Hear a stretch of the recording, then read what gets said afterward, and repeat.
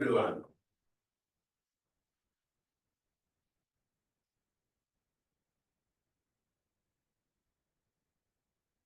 Good morning, everyone. Good morning.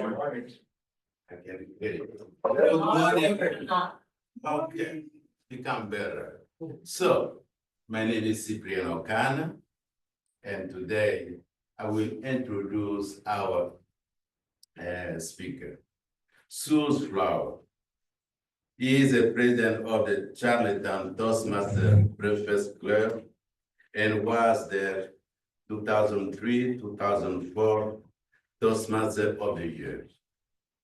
With over 40 years in occupational health and safety, Shu's passion from preventing workplace accidents began after nursing severe work injury.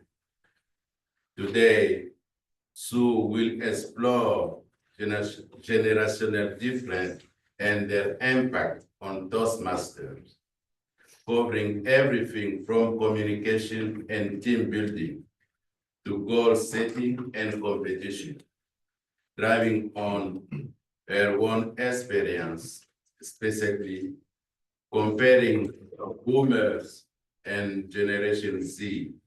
She will offer practical tips to optimize each generation's strengths. Get ready for interactive session with case study and discussion. Shu believes that by embracing our differences, we can foster growth and bring new energy to our clubs. Join me in welcoming Shu Flower, bridging the generation gap in Toastmasters. Please help me to welcome you. You have the floor. Thank you. So generational differences. Wow, everybody is talking about generational differences. And so I just kind of jumped into that. I'm not really sure what that I jumped into that and decided that I would optimize. You need to be in the camera, please. Okay. I decided that I would optimize that subject for our Toastmasters. Bit of history here. I decided to do generational differences as a subject for my health and safety role in my job. And I thought, you know, this can be applied to any area, and specifically to Toastmasters, especially as we need now to really look at our Gen Zs and grab them and say, hey, come and learn how to speak. Because sadly, a lot of them seem to have forgotten how to speak because they're always on their phones. So I think really from a Toastmasters point of view, we're onto the right track. And for fear of touching this, that something's going to happen, let's try. So have you ever, no. I'm going to absolutely old-fashioned right, guys, I'm sorry. I'm not going to use that. So, seems to be very, very sensitive.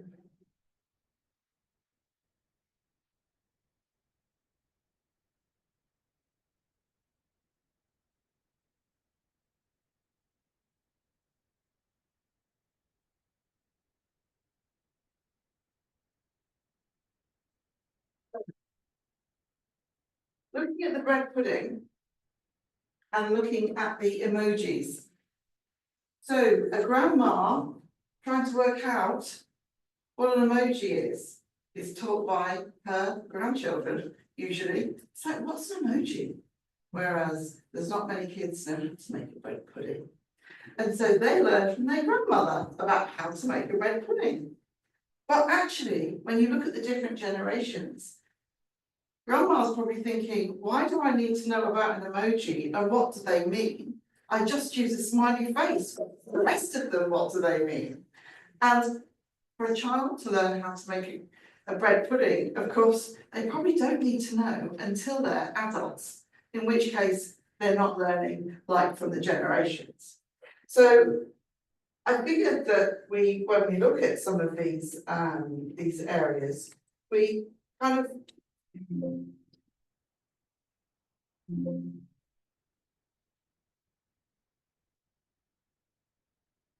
I looked into Toastmasters and I said, well, actually, where are our generations?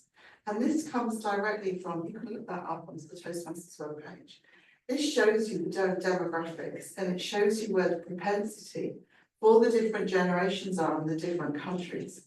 And this bears certainly when you look at India, for example, you look at the generation there, and if I'm from PEI, and if I look at our immigration of the young guys and girls that are coming over from those areas, from India, from Bangladesh, etc., they definitely are young people wanting to learn and wanting to experience their lives around the world.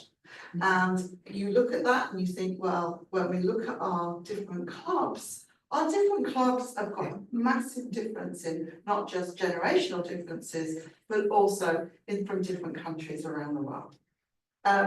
Aspects to consider here in terms of the baby boomers, millennials, the Gen Zs, the different generations, but the communication style, I didn't touch it, the training and mentoring and those kind of things. Now, our generational overview here, we'll talk a bit about the boomers, a bit about Generation X, but I have a short period of time and what I'd like to cover is actually how we apply this all to Toastmasters. So I think really, if you're now thinking, well, when was I born? What am I? You can have a look there. So our baby boomers are the oldest, although there's the traditionalists actually that come before the baby boomers. I don't think we've got any traditionalists in the room, but Generation X, millennials, and of course our Generation Z, and our oldest are around 27, youngest are around 12. But of course now we've also got the alpha coming along. Our baby boomers, truth or myth, but value teamwork, value collaboration. They certainly prefer face-to-face, absolutely would prefer a face-to-face conversation. And they make up 25% of our Toastmasters membership, which is significant in terms of the numbers. Age between 60 and 75, and reliable, consistent and disciplined. This is all music to my heart because, of course, clearly I'm a boomer, early boomer. But the fact is, these words relate to me. I absolutely love them. When we get to Gen Z, I get a little bit shiggy because they're not relating to me. I have to try and realise that I'm providing this for everybody. Boomers bring experience and loyalty. Truth or myth, tend to be committed to the organisation. True. Promotes Toastmasters, will show up in any weather, absolutely any weather. If anybody knew Horace Crozier, who used to be with us, he would have been here today, I'm sure, if he could be. God love him, he would come all the way from Summerside to Charlottetown in the snow and the rain and the hail, when people who lived just around the corner from where we were meeting were saying, oh, weather's terrible. Really, really, he was, in terms of, kind of handling stress, weather hardy, great deal of life knowledge and careful and meaty during activities. Now, that's another one, not risk takers. No, they're not going to take risks, our boomers, because they're very steady, reliable. And they want to be consistent, but that doesn't fit into a risk-taking kind of environment. If anybody's got any questions as we go along, just shout.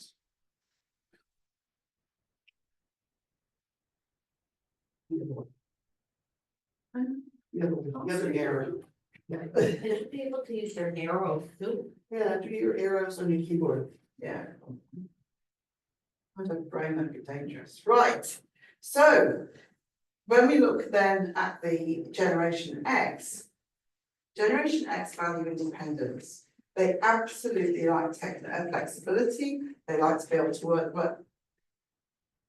work from home. These are the guys now that are saying, yeah, I'd like a bit of flexibility in my work, please. Also, age between 40 and 59. So, have we got any in the room? Just a quick show of hands. Ah, We're going to pick on. So Generation X are really kind of tech savvy, but appreciate personal interaction. They really appreciate personal interaction. And I would go back to the myths about boomers being not tech savvy, but actually I can't possibly say that given this presentation. Millennials. Excuse me.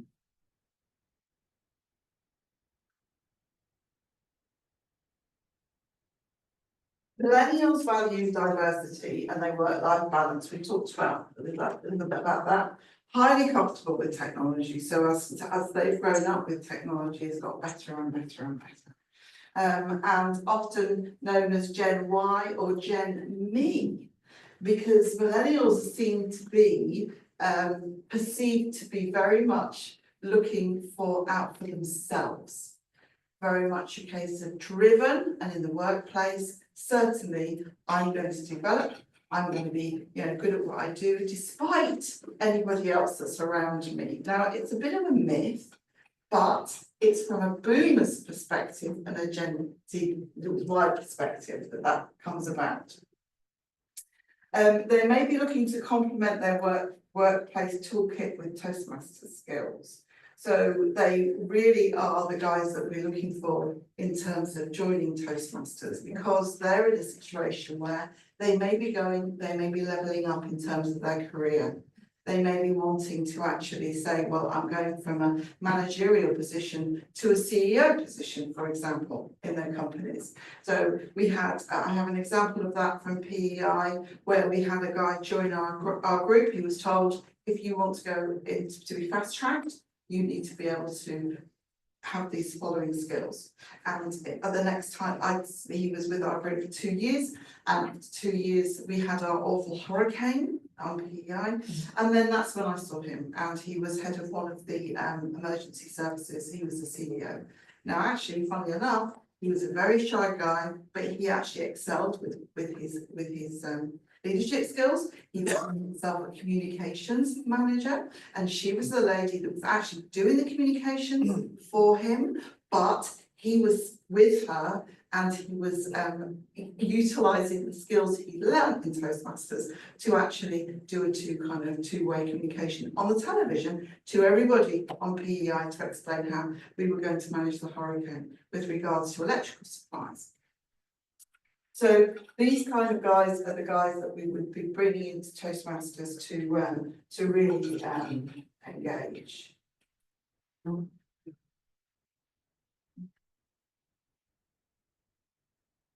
Gen Z, digital natives, expression, prioritising valuing authenticity and inclusion, and currently they make up the largest percent of the workforce. And they're more Zoomers than Boomers. So this is where we start to kind of get into a bit more of a, with regards to Toastmasters, there's more propensity for our Gen Z guys to actually want to be on Zoom or not necessarily be in person. But they're looking for trust and authenticity, they're valuing collaboration and teamwork and diversity. They think differently about loyalty to the way that Boomers would think about loyalty. They will do their jobs from 9 till 5 or whichever hours, but not necessarily anymore. They want their work-life balance, they want them to be able to have a family life, they want to make sure that they've got that balance, which often with Boomers what you would find was that they would work the extra hours because they felt that that was necessary. Want leaders who guide by consensus. So instead of saying, I'm going to ask you all to leave the room now, we discuss it first and we say, well, should we? Why would we? What's the reason for that? How are we going to do it? So there's very much more a consensus that we all agreed before we left. Expect change. When we as a Boomer generation went into the workforce, it was often a job for life. That's not what our Gen Z expect. Now they would expect change. And so that changing tide is something that's brings about a lot more of energy towards towards the actual experiencing. And of course, we cared, as boomers would care about physical illnesses. More Gen Z is more about mental health and work-life balance. So from that point of view is where there are some changes or some differences. Classic example would be our friend Greta, who has made herself very well known as a Gen Z sustainability powerhouse. Of course, we've got the alphas coming in to the workforce and into Toastmasters. And this group is likely to be very much more entrepreneurial spirited, which is good. We have some Gen Zs in our group, our Toastmasters group. They have good ideas, they reach out, they're very innovative, and their actions actually follow their words. And the alpha group will take that to the next level. I think we have alpha just starting in the workforce. And they're growing, as I say, they're growing up in a more diverse world, and they want to bring more action, more activity to the table. And of course, sustainability is one of those areas. Communication style, we look at boomers interperson, we talked about emails, value compliance, Gen X, direct communication, resourceful, independent, and millennials, digital communication, social media, emails, they prefer emails, they don't really want to talk. It actually goes to the next level of Gen Z. Actually, there's lots of research that says Gen Z do not want to communicate. They sometimes find it difficult to. I'll give you an example here. So I was wanting to donate to the cadets. They were collecting for the puppies. And so I was putting this presentation together, and I thought I'll do an experiment here. They were standing outside of our local independent store and the grocery store. And there was three boys and a girl. And so I went up to them and said, I'd like to donate some money towards the puppies. Three of them didn't even give me eye contact. Now they're out there to do that, to generate kind of some kind of communication. One of them was completely over the top, right in my face, absolutely keen to kind of, get my money and donate, and completely different. But three of them, so if you take that as a kind of people, three of them couldn't even give me eye contact. They didn't know how to do that. Now it's absolutely full marks to the guy that was leading them, that actually put them into that situation, because it forces an opportunity for them to see somebody actually doing that, and they can learn from it. Great. But my point, I suppose, being is that from a Toastmasters point of view, one, once we get somebody into the Toastmasters that is having problems like that, we may need to be a bit more gentle with them in terms of actually bringing them out of themselves and to the performance side of things. ET phone home and not Gen Z, because where we would be attached to a phone, there is once maybe in a week, and we were in the lounge, everybody else could hear what we were saying. Now there are mobile phones tucked under pillows, in the bedroom, wherever. They can have their conversations wherever they want. They don't need to have eye contact. We've all heard about the finishing relationships using text instead of having that, kind of interaction and explaining and understanding what's happening behind the emotions rather than just seeing the words. So having that with the busy lives, some say that an impromptu phone call is like an unexpected knock on the door. So you weren't expecting that phone call. So actually, we can't possibly answer it. So this is something you may see in your children, in your grandchildren. Some say they have less experiences talking on the phone, and it makes them uncomfortable because they far prefer to do a bit of kind of text. So that kind of reduces their availability to the emotional side of a conversation. And inconsiderate, some say calling without texting or emailing first is very inconsiderate. Because why would you just talk to me on a phone call when you haven't actually texted me first to say you're calling. So it's a really different mindset to the way that the other generations have developed. So a range of communication channels here. I've used some from PEI, and the kind of things that we do and the benefits that we've got in our Toastmasters group of having all generations in our team. And we've got people who, I think recently we had the Facebook page added. We've got a LinkedIn page added. This isn't something that happened until this year, maybe 18 months ago. And we've also got, so we've got LinkedIn, we've got Instagram. That popped up with one of our ladies in our group and started an Instagram page. And we're getting far more hits because of it. And we're getting more people coming to the Toastmasters group because of it.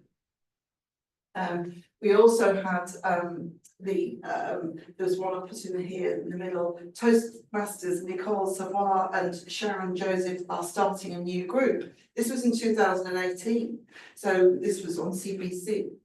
So reaching out to the various areas has changed and has widened in terms of social media as well, which is a benefit. And I don't think in our breakfast club would have been as diverse had we not had the different generations. Use of communication channels. There have been big changes in our little corners of the world due to COVID. So here we have again with somebody from Memorial Toastmasters, Lorna Walters, Peter Alston. They kind of got hold of the radio programmes and reached out to have some kind of the way we communicate now with them. And this was just doing a quick search, and this was proving that actually in 2020 we would still be able to get out with boomers, but the Instagram side of things, of course, has changed. So we're able to get out with more, with I suppose more in imagination.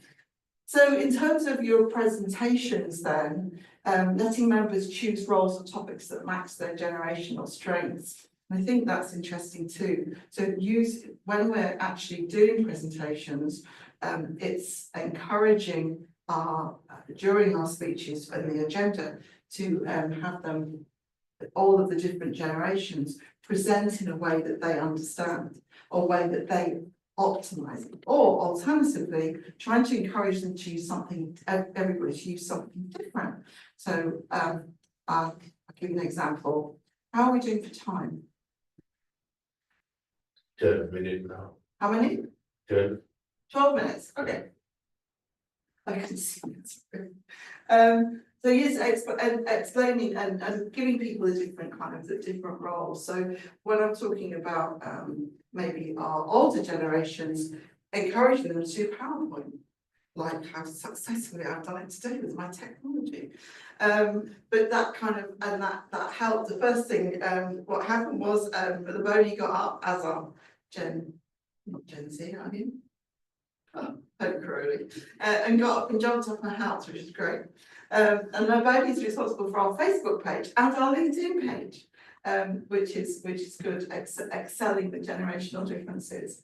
But mixing the TED Talk style speeches and podcast style interviews, I think they're the kind of things we need to be moving towards, because that's the kind of thing. If you talk to some of the guys in the group, they'll say, "Oh, I listen to a podcast every day."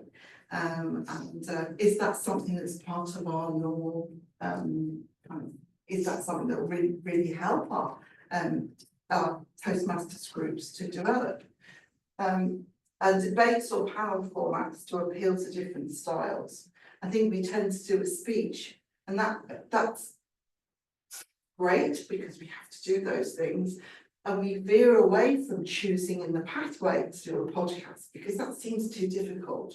But actually, if you engage some of the other generations, you can find that you can, we'll move a little bit later when we talk about the mentoring, you can learn from the different generations. And this comes down to mentoring. I challenge you for the next time you get somebody that comes into your team, if they're a different generation, mentor them.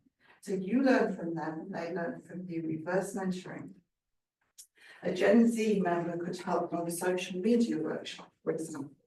A boomer could coach on public speaking fundamentals or storytelling, because that's something we've been very good at and something we've done a lot of.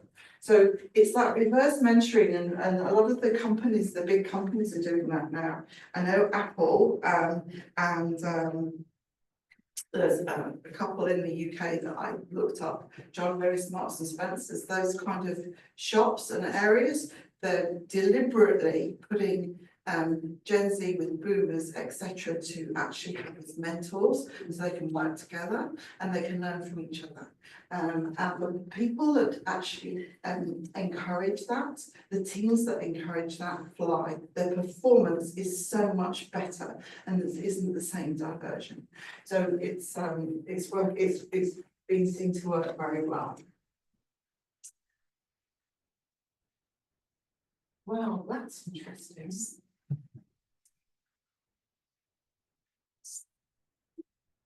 There's a lot of information on this slide, and it's a mistake, I think, for anybody to put this amount of information on, but it's important, and I've picked out three: a boomer, mentoring, and millennial. Practical active listening, providing constructive feedback, and being patient and open-minded. I've just highlighted those three, because I think even if you were to take three off that list, that would be helpful in terms of your mentoring of the, I think this presentation will be available at the end of the conference. So being patient, providing constructive feedback, and practical active listening, I think is the boomer, mentoring, and millennial. And then if you look to the other direction, where we've got a millennial mentoring and boomer, I've picked out the fostering open communication and being patient and understanding comes into both, and learning from each other, which is very basic, but it's that ability to actually learn from other people. And I think there is an age where our teenagers drop into the Gen Z type area and they're prepared to learn from other adults. And it's a bit more cohesive. Encouraging open dialogue and celebrating strengths and not stereotyping. And I love the example that we had this morning with regards to the tattoos and the ears, and that not actually stereotyping. And David told me the last part of that conversation, this guy that he referenced is now working in a town and is responsible for the facilities for all the public buildings. So, you know, this is a really good story. But what you can do is in your club, you could have a themed meeting, Voices Through the Decades. So I'm going to give you an example, and I've got this handout, of how you could structure your meeting to actually talk about generations. Around table topics, advice I've given my younger self, or my first tech gadget. I think if we all think about the first technical gadget we had, I think I was 14, I think I was 32 when I saw my first computer, and I was 40, I can't remember, when I got a mobile phone. So, you know, significant difference to where our youngsters are now. And also by having subjects like this, you can encourage empathy and understanding.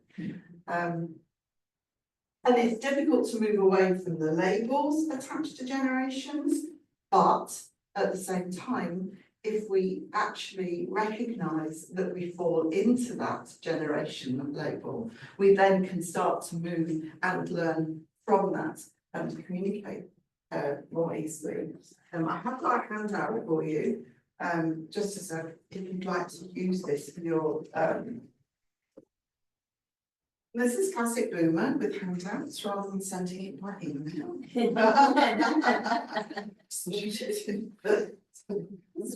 Yeah, pass those along.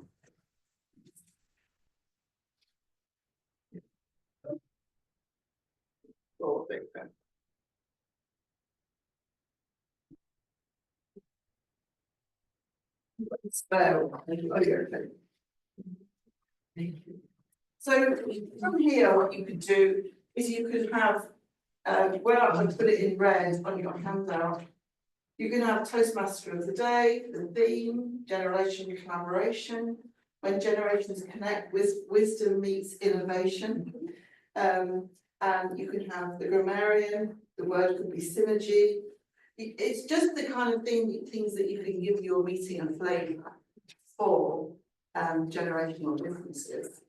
And it may be when you have that meeting, the learnings that your different generations take from that carry into the workforce or carry into their home life, or the different bits that you can learn from each other by asking these questions, they can actually carry into their experience going forward. But in a fun way, because of course at work it might be a bit dry, but in Toastmasters we can make it fun. I mean, you can make it a little bit more kind of light-hearted. If anybody's got any questions or any stories that you want to share, so recognising the differences, so different communication styles we talked about, leveraging our strengths, benefit from the strengths of different generations, such as the tech savviness. That's the big one for me with our teams. If we can actually excel with technology, we can really move our clubs forward. Just even if it's social media, or whether it's podcasts, whether it's getting onto the radio and saying these are the kind of things that we're doing, then it means that it will connect with different generations. And promoting, of course, inclusivity. So back to our bread and pudding and emojis. Really, it's generational power in action. I've used those two as very basic, but that could be anything from, I'd say to my daughter, can you explain to me how my computer will not fix to my printer? I said, I don't understand. If I don't plug it in, how is it working? Tell me how this works. And I get really frustrated, and she's patient and she's kind. But I need to learn from her to be patient and kind in that situation, because that really makes me mad. I don't understand. She gets upset with me when she can't understand how I try and explain to her that actually, I try to explain to her about mental health and how things that have happened in her past can affect her future and that kind of thing. And she says, I don't understand. And so there really is, there's a kind of that generational difference and the skills that we can bring to each other really can help. Yeah, I think I'm probably. You've got any questions? Yes.